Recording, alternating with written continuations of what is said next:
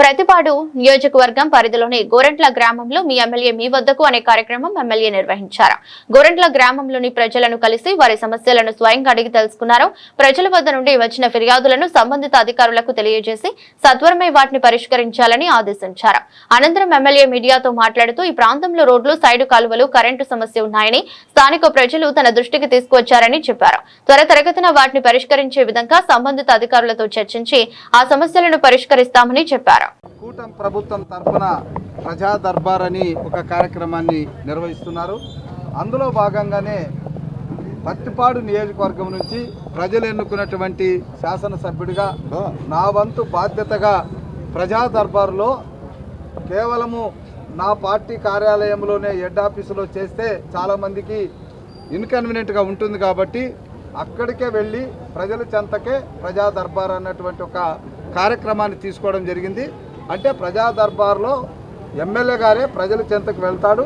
ఇప్పుడు మీరు చూశారు, గుంటూరు గోరంట్లలో ఈరోజు మార్నింగే అందరూ అందుబాటులో ఉంటారు కాబట్టి వాళ్ళు అనుకూలమైనటువంటి సమయంలో ఇక్కడికి వచ్చి వాళ్ళ సమస్యలు తీసుకోవడం జరిగింది.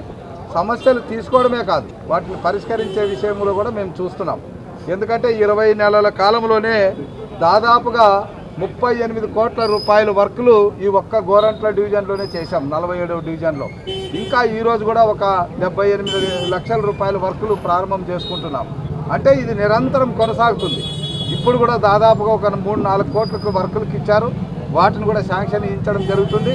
సచివాలయ సిబ్బంది అందరూ కూడా, నాయకులందరూ కూడా సమన్వయంగా పనిచేసుకోవాలి.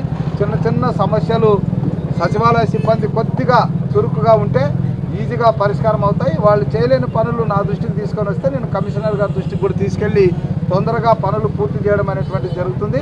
ఏదేమైనా గుంటూరు కార్పొరేషన్ పరిధిలో ఎవ్వరికి నీటి సమస్య రాకూడదని ప్రియతమ ముఖ్యమంత్రి గారు 465 కోట్లతో అమృత్ 2లో పథకాన్ని ఇవ్వడం జరిగింది. ఇక్కడే గుంటూరులో గోరంట్లలోనే అది సెంట్రలైజ్డ్ అవుతుంది కాబట్టి మొత్తం కూడా ఈ 8 డివిజన్లే కాకుండా మొత్తం గుంటూరులో ఉన్నటువంటి అన్ని డివిజన్లకు కూడా సమృద్ధిగా నీరు అందుతుందని మనం చేసుకుంటున్నాం. ఇంకొక కార్యక్రమం శాచురేషన్ డ్రైనేజ్ అనేటువంటిది ఎక్కడ కూడా మురికి కాలువలతో మట్టితో ఉండకూడదు, అన్ని సిమెంట్ డ్రైన్లు కావాలనేసి ప్రభుత్వం నిర్ణయించింది.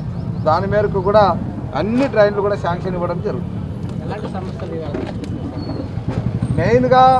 మెయిన్గా డాక్రా సంఘాలకు సంబంధించి ఒక భవనం కావాలన్నారు. శ్మశానం సంబంధించి చాలా అడుగుతున్నారు.